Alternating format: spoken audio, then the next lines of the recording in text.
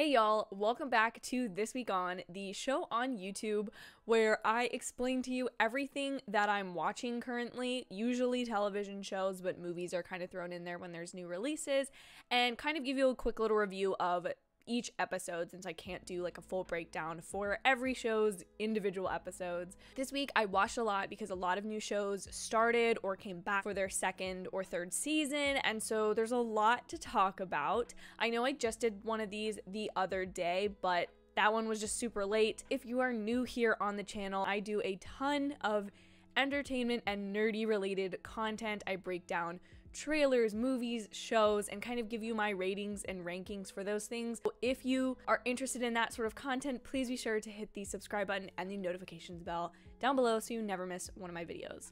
Let's jump into what I watched this week. So, most notably, The Morning Show returned for its second season. The newest episode came out on Friday, September 17th. This is an Apple TV Plus show that was a huge drama for the streaming service when it launched back in November of 2019, and now the second season is here. There's obviously a lot to cover newsworthy with the pandemic going on, as well as just dealing with the inner workings of the morning show's show world, with Alex Levy having left the morning show, Bradley Jackson aka Reese Witherspoon trying to deal with the after effects of that, and kind of just seeing the network workings. This is definitely a show for you if you really like high quality drama. That is something that Apple TV Plus has tried to pitch to everyone, and with the Ted Lasso Emmy sweep last night, I'm pretty positive that Apple TV is just really trying to push you towards high quality entertainment no matter the genre. But if you really like dramas and typically the kind of stuff that HBO really focuses on, I think you'll really like The Morning Show. This new episode takes place at the beginning of 2020, so there's a lot of tension in the first episode knowing how things play out in 2020 and all the references at the new year of this is going to be a great year, here's the changes, as well as the inner workings at UBA, the in-show network that puts on the morning show, and kind of the dealings there. I'm really interested to kind of see what topical issues this show picks up on, because the first season largely focused on elements of the Me Too movement and just really dangerous workplace habits and sexual harassment and misconduct within workplaces, and I'm interested to see what else they choose to tackle or how they choose to incorporate that narrative from the first season into the second season. So definitely check that out. New episodes will be releasing every Friday on Apple TV Plus. Then another show that started this week is Scenes of a Marriage, or Scenes from a Marriage. I can't remember exactly which one it is. It's a television show on HBO, which is based on the Ingrid Bergman film of the same name. Apparently online, this show has been getting some controversial opinions. I tend to stay away from kind of people's public opinion about shows because if I like it, I don't really care who else has anything to say about it, quite honestly. And this series is no exception. I really, really enjoyed the first episode. The amount of times I had to pause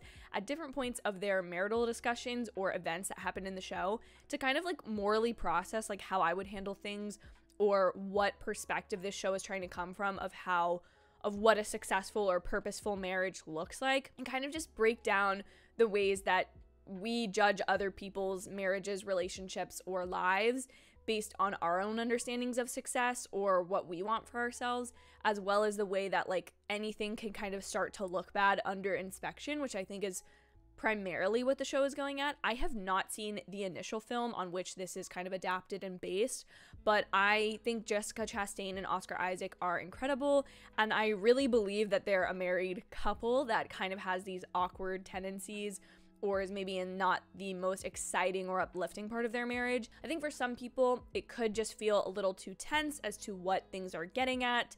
There was also a very interesting opening of showing Jessica Chastain going in onto a set, and then the rest of the episode takes place narratively in a diegetic world as opposed to being shown on a film set. So I think that's supposed to point towards the construction of the way a marriage can look, or the way that the show is analyzing marriage.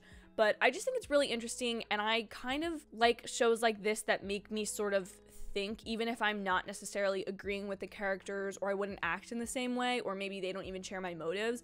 I like to kind of look at this analysis of characters or institutions such as marriage in such an analytical way. So highly recommend. Episodes of Scenes of a Marriage air every Sunday night on HBO and will be on HBO Max the following Monday. So I have not seen the second episode, but I will be watching that shortly and reviewing it on next week's This Week On. Then we have The Premise, which premiered on Thursday night of last week, September 16th. And it is a show from BJ Novak. It is an anthology series where each episode has a completely different cast and covers a completely different subject matter. And kind of going along the elements of Scene from a Marriage, The Premise analyzes what it means to be a moral person or live up to certain ethics in society in doing the right thing in the modern world, because there's a lot of complication as to how we approach different areas or aspects or look and judge certain people based on their like psychographic information. For example, the first episode follows Ben Platt as a guy who is very online activist, very involved in social justice movements. However, when it comes time for him to play a role in a case of a man going to prison, he doesn't necessarily have the easiest time sacrificing himself in the process, because what is required of him is to give a sex tape, a quite embarrassing sex tape, to the lawyers and authorities involved, and he is then scrutinized throughout the process to see if this is a justified legal case. And the show is extremely funny, but it's also very dark at times, so don't go into this thinking that just because it's BJ Novak, one of the writers and stars of The Office, he is Ryan Howard if you have seen The Office, but BJ Novak is just an incredibly intelligent and competent writer, and I think he's handling each of these episodes, whether other people like him or not. I like the first two episodes, kind of analyzing like what your expectation of a certain type of person is and then subverting that to show that people are kind of more holistic than we give them credit for. Specifically in the second episode, it deals a lot with gun violence and a father who has lost his daughter, who then goes to work for the National Gun Lobby, and it really kind of analyzes his psyche or the perception of the people around him and his opponents, and you kind of question throughout the whole thing whether you know who this character is or not, or if you're being played, or the second one's very, very tense. So the first two are very, very different. First one is much more lighthearted, even though the subject matter is very dark. Second one is definitely a lot more of like a very dark satire. So go into this with those expectations if you're going to check it out, but I think it just shows BJ Novak's ability as a writer and just an interesting look at modern life and not just succumbing to here's what is good and moral and right as Hollywood creates it, kind of looking at things with a little bit more nuance, which I think we could all benefit from at times. Our usuals, let's catch up, shall we? Bachelor in Paradise. Kenny finally made the right decision, closed off all his other relationships, and focused on Mari, which I knew was probably going to happen for a while, but I was excited to kind of see it come to light. I love the Survivor-esque voting off of people in the Bachelor franchise now. I feel like that never used to be a thing, and now I think people are really coming together to protect the integrity of the show. You can have your own opinions about The Bachelor and the Bachelor franchise and how genuine or authentic these people truly are, but I think an episode like this, where kind of a group of them recognizes that, hey, we may all be here for reality TV, but ultimately, if you're gonna like really make it obvious that you're here just for followers or fame, that's not going to cut it. And I really love Joe and his group of women that are kind of going around and making sure things stick to a certain status quo, and people who are truly there for the wrong reasons are kind of kicked out. I love this point in Paradise because some of the outward drama starts to dissipate and we really get to look at these relationships and see them form and grow. Serena and Joe are by far, I think, my favorite couple, just because they seem the funniest, the most reasonable, and I see them lasting outside of Paradise, which I'm really hopeful that they do. And I'm also a huge fan of Abigail now. It's not that I was never a fan of her before. She's really grown on me, and I think she's really funny. Her Instagram is so charming, and I just really love a lot of the people involved. I'm interested to see what happens with Becca and Thomas, and I really hope that Aaron doesn't get sent home. I can't remember if he did. I caught up a while ago. But now there's only one episode of Paradise a week, I think, until October, which is when Michelle's season of The Bachelorette will start, which I will definitely be covering in This Week On as well.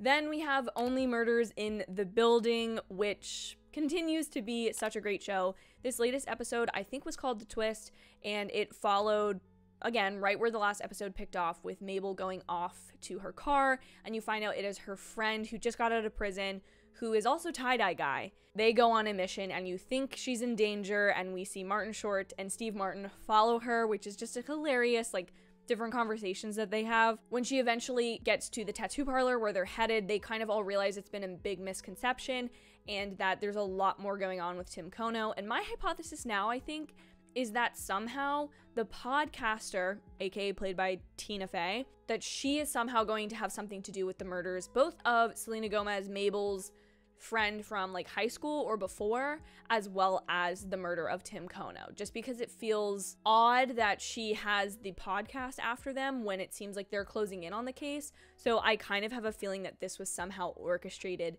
to make them look bad and kind of snatch that up. I don't know, maybe I'm thinking too sinister, but I just feel like that would be a really fun twist of the show. But again, I'm just loving the production design of this show, the acting in this show, the comedy of this show, the mystery.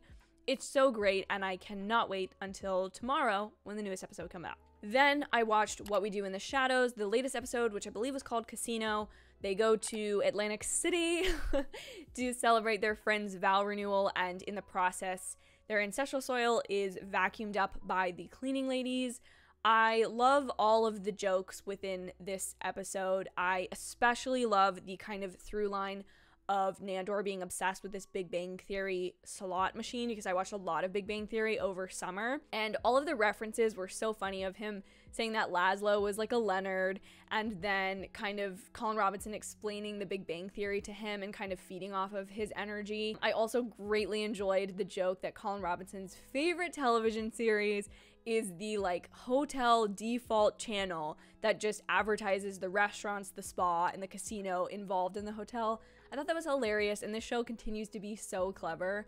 I also really loved Guillermo having to go to the different places to get the soil of each of the vampires so that they could rest, and then kind of pulling everything together in the end. I really like their new dynamic with Guillermo being much more capable and him having kind of this increase of frustration with the vampires for not really recognizing how much he does, but it still continues to be such a funny show. And honestly, if it kept being like this situational type comedy each episode for 10 more seasons, I would still watch. Lastly, I caught up on What If. This last episode, I don't think it was as bad as everyone is saying.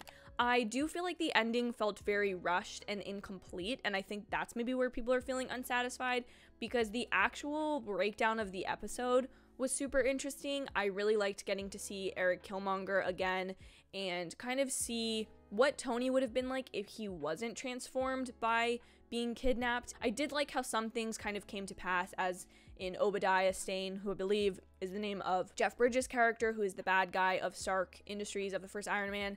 I like the fact that that storyline was continued the same way, of he still got fired, but I liked the concept of like, what if Happy didn't become chief of security and Killmonger did, and then Killmonger just continued to infiltrate different areas. He infiltrated the Stark Industries, he infiltrated Wakanda and the royal family there, and I really do love the team up of Pepper and Shuri, but I do feel like that was kind of rushed, and I did expect the episode to go on for probably 5 to 10 more minutes once it did end, which again, still stunning visually, such a pretty show, and I loved getting to see some of these characters return and play up new areas. I liked seeing the fact that Rhodey and Tony's relationship didn't develop the same way, because I think we all think of Tony Stark as the sacrificial hero that he is because of Endgame, but that course was set up by a lot of events in the original Iron Man, and it shows just how central that narrative still is in the entirety of the MCU, because had that not happened, he would never have become the Tony Stark we know